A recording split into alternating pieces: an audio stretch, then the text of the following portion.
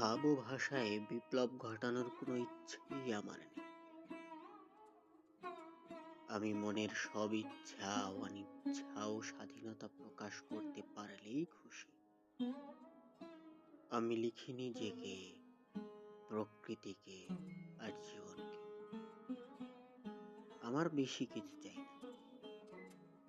দুবেলা পেট পুড়ে ভাত আর 6 ঘন্টা ঘুম হলেই আমি চিরসুখী।